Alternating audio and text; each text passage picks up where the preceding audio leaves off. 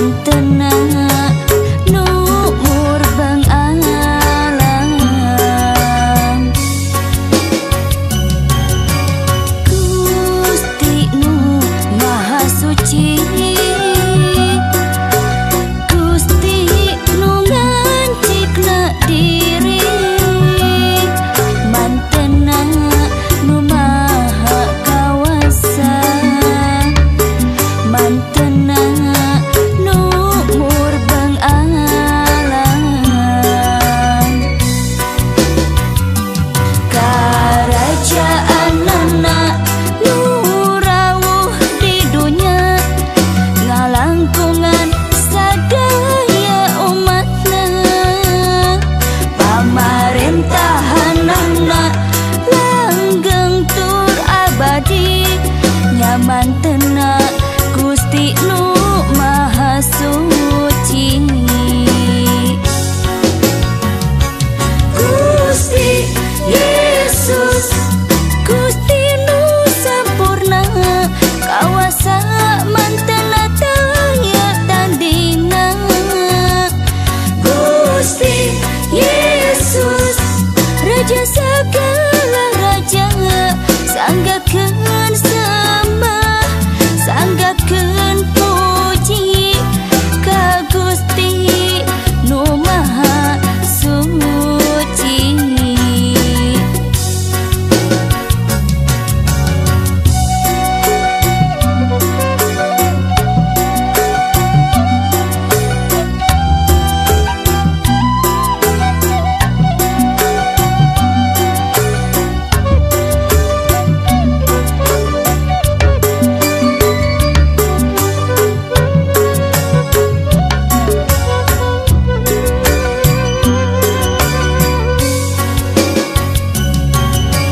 Gusti nu maha suci,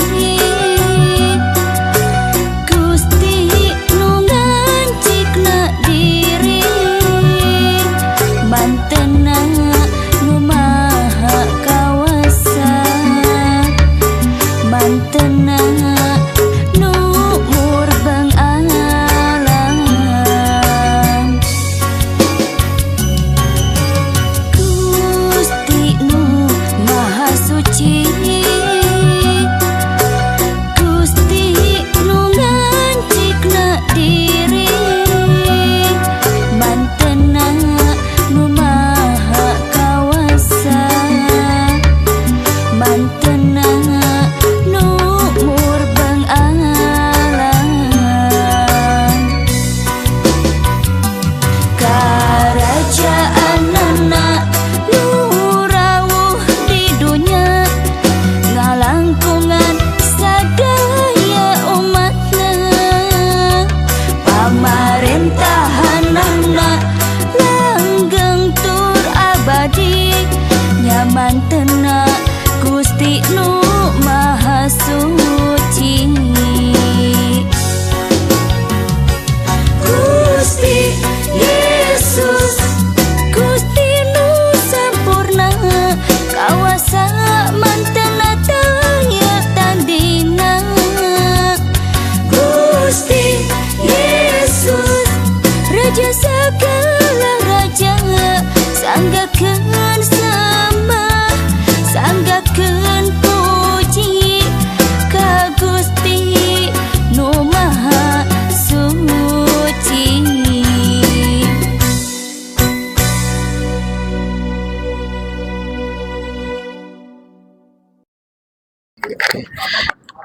Shalom, jumpa lagi dengan orang-orang hebatnya Allah dan salam bahagia buat kita semua. Izinkan saya siang hari ini datang menjumpai Bapak Ibu Saudara dengan perenungan firman Allah untuk menjawab pertanyaan seperti ini. Mengapa manusia diciptakan serupa segambar dengan Allah? Dan sebelum kita bahas tentang topik ini, perlu saya beritahukan kepada Bapak Ibu Saudara bahwa saya siang ini sedang berada di sekitar persawahan yang sedang mengalami kemarau panjang dan terlihat kering tandus. Tapi kalau turun hujan, sawah yang kering ini bisa berubah hijau, ditumbuhi tanaman, ditumbuhi padi yang berguna dan bermanfaat bagi manusia dan sebagainya. Begitu juga dengan kehidupan kita. Begitu juga dengan kehidupan kita. Mungkin hari ini kita terlihat banyak kekurangannya, kita terlihat banyak keterbatasan, dan kita terlihat biasa-biasa saja. Kita terlihat sederhana, tetapi menurut firman Allah, hidup kita yang terlihat sederhana dan biasa-biasa ini bisa mencerminkan kemuliaan Tuhan. Atau tubuh kita yang serba terbatas ini bisa dipakai Tuhan untuk mempermuliakan nama Tuhan. Sesuai dengan firman Allah di dalam 1 Korintus pasal yang ke-6 ayat yang ke-19, demikian firman Tuhan. Atau tidak tahukah kamu bahwa tubuhmu adalah bait Roh Kudus yang diam di dalam kamu, Roh Kudus yang kamu peroleh dari Allah, dan bahwa kamu bukan milik kamu sendiri, sebab kamu telah dibeli dan harganya telah lunas dibayar. Karena itu muliakanlah Allah dengan tubuhmu. Dari ayat ini kita bisa dapatkan satu jawaban bahwa kita diciptakan serupa segambar dengan Allah, supaya Allah bisa berdiam di dalam kita, Allah bisa berkarya, Allah bisa bermanifestasi, Allah bisa berinovasi, menyatakan kebenaran-kebenarannya di dalam kehidupan kita. Allah yang Maha Kuasa hanya mau berdiam di dalam makhluk ciptaan Dia yang serupa dan segambar dengan Dia. Hewan, binatang, dan makhluk hidup lainnya tidak layak untuk Allah tempati, tidak pantas untuk Allah diami. Kenapa? Karena mereka diciptakan tidak segambar dan tidak serupa dengan Allah. Allah Maha Hadir, dan Allah itu Maha Kuasa. Karena Allah itu Maha Hadir, Dia hanya mau hadir dan berdiam, berkarya dan bermanifestasi di dalam hidup manusia. Mengapa? Karena manusia diciptakan serupa, segambar dengan Allah, dan manusia bisa mencerminkan kualitas hidupnya Allah. Manusia bisa mencerminkan bobot hidupnya Allah kepada sekitar. Manusia sebagai representatifnya Allah, manusia sebagai wakilnya Allah di muka bumi ini. Manusia diberi kuasa untuk mengelola sesuatu yang buruk menjadi baik dan bermanfaat yang benar kepada sesama. Sesuatu yang salah bisa dikelola menjadi benar. Itulah manusia. Dari kebenaran ini kita dapatkan tujuan dan dampak mengapa Allah menciptakan manusia serupa segambar dengan Allah. Mari Bapak Ibu Saudara, coba sama-sama kita baca Alkitab kita di dalam kitab Mazmur pasal yang ke-8 ayat yang ke-6. Demikian bunyi firman Tuhan, namun engkau telah membuatnya hampir sama seperti Allah dan telah memakotainya dengan kemuliaan dan hormat. Engkau membuat dia berkuasa atas buatan tanganmu, segala-galanya telah kau letakkan di bawah kakinya. Oh, dari sini kita dapatkan pengertian bahwa Allah menciptakan manusia serupa segambar dengan Allah. Yang pertama, supaya manusia itu berkuasa atas ciptaan Allah yang lain. Dengan arti kata sederhana, manusia itu memerintah.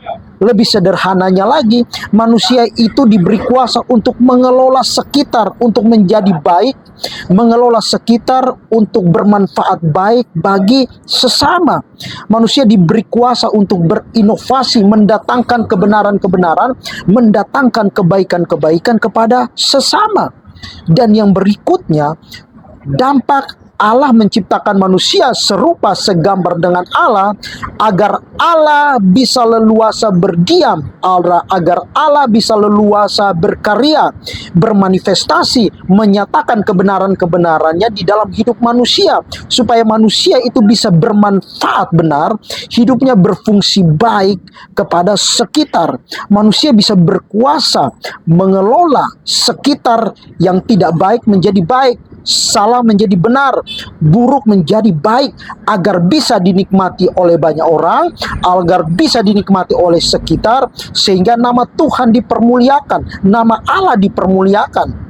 dan tujuan dampak Allah menciptakan manusia serupa segambar dengan Allah. Dan yang ketiga, agar manusia bisa mencerminkan kemuliaan Allah. Manusia menampakkan kemuliaan Allah. Manusia memperlihatkan kepada sekitar kualitas hidup ilahi, ya. Manusia memperlihatkan kepada sekitar bobot hidupnya Allah yang ada di dalam dirinya, supaya sekitar kita bisa mempermuliakan nama Tuhan melalui kehidupan kita. Kualitas-kualitas dan bobot hidupnya Allah tidak ada di dalam ciptaan Allah yang lain selain manusia. Mengapa? Karena dari semua ciptaan manusia, Mengapa? Karena dari semua ciptaan Allah, manusialah makhluk ciptaan Allah yang paling mulia. Manusia diciptakan langsung dari tangan Allah, dan manusia dihembuskan nafas langsung dari mulut Allah. Manusia diciptakan paling istimewa, melebihi para malaikat. Apa buktinya? Oh, ada buktinya. Buktinya apa? Waktu malaikat melakukan dosa, malaikat langsung diusir dan langsung dibuang. Malaikat terusir dari sorga, malaikat terusir dari kemuliaan Allah. Tetapi waktu manusia melakukan dosa, Allah rela turun ke dunia dalam rupa manusia, yaitu Yesus Kristus yang kita percaya sebagai Tuhan dan Juru Selamat satu-satunya, masuk ke dalam kehinaan, korban nyawa untuk selamatkan manusia dari kebinasaan yang kekal, untuk menyelamatkan manusia dari maut. Allah rela tinggalkan sorga yang mulia dan masuk ke dalam kehinaan, mengalami penderitaan kepada penderitaan, mengalami perlakuan-perlakuan yang tidak wajar dari manusia, dan salib dengan tujuan agar manusia yang diciptakan serupa segambar dengan Allah kembali pulih hidupnya, terselamatkan, beroleh hidup yang kekal, dan memberi dampak yang benar kepada sekitar. Allah tidak mau kehilangan manusia. Allah tidak mau kehilangan manusia di dalam kebinasaan. Dengar baik Bapak Ibu Saudara, apapun situasi, keadaan, kondisi yang kau alami, semua itu tidak akan pernah mampu mempengaruhi Allah untuk tidak mau berdiam di dalam hidup. Mengapa? Karena engkau diciptakan serupa segambar dengan Allah, agar Allah pantas, layak, berdiam, berkarya, bermanifestasi di dalam hidup Bapak Ibu Saudara, supaya semua kita yang diciptakan serupa segambar dengan Allah mencerminkan kemuliaan Allah kepada sesama dan kepada sekitar. Pesan saya kepada Bapak Ibu Saudara adalah, bangunlah kesadaran di dalam hidupmu bahwa engkau diciptakan Allah untuk bermanfaat bagi kemuliaan Allah. Dan akhir kata dari perenungan ini saya akan tutup sekali lagi dengan firman Allah yang terambil dalam kitab 1 Korintus pasal yang ke-6 ayat yang ke-19. Atau tidak tahukah kamu bahwa tubuhmu adalah bait Roh Kudus yang diam di dalam kamu, Roh Kudus yang kamu peroleh dari Allah, dan bahwa kamu bukan milik kamu sendiri. Hidup kita bukan menjadi milik kita, tetapi hidup kita ini adalah milik Allah. Hidup kita ini adalah miliknya Roh Kudus. Hidup kita ini adalah miliknya kebenaran-kebenaran Allah. Dan seharusnya kemuliaan Allah, kebenaran-kebenaran Allah, kehendak Allah, rencana-rencana Allah, itulah yang kendalikan hidup kita, itulah yang kendalikan tubuh kita. Nah, saya akan tutup dengan ringkasan kepada Bapak Ibu Saudara, fungsi tubuh yang Allah ciptakan yang kita ambil dari Alkitab. Fungsi yang pertama, tubuh kita ini adalah bait Roh Kudus, tempat untuk Roh Kudus berdiam, tempat untuk Roh Kudus berkarya, tempat untuk Roh Kudus bermanifestasi, menyatakan kebenaran-kebenaran Allah di dalam kehidupan kita, agar sekitar kita, agar sesama kita, orang-orang yang ada di sekitar kita, mereka bisa melihat dan menikmati Roh Kudus, kebenaran-kebenaran Allah yang ada di dalam diri kita. Dan yang kedua, tubuh kita ini adalah tempat Allah melaksanakan kehendaknya. Jadi tubuh kita ini adalah tempat untuk Allah menuntaskan kehendaknya.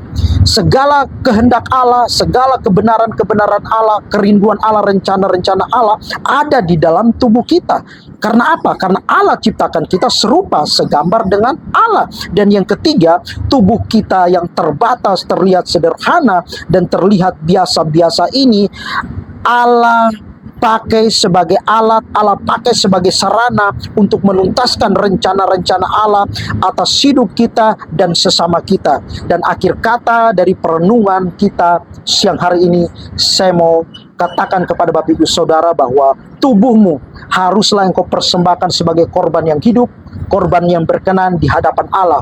Karena tubuhmu itu adalah bait Roh Kudus, tubuhmu itu adalah tempat berdiamnya Roh Kudus, tempat berdiamnya kebenaran-kebenaran Allah, tempat berdiam kehendak Allah dan rencana-rencana Allah. Dan tubuhmu itu adalah tempat pelaksana kehendak Allah. Dan yang ketiga, tubuhmu itu adalah tempat atau sarana, alat yang Tuhan pakai untuk menuntaskan rencana-rencana Allah atas hidup manusia, atas muka bumi ini. Selamat siang, God bless you, dan Tuhan Yesus memberkati kita semuanya. Shalom.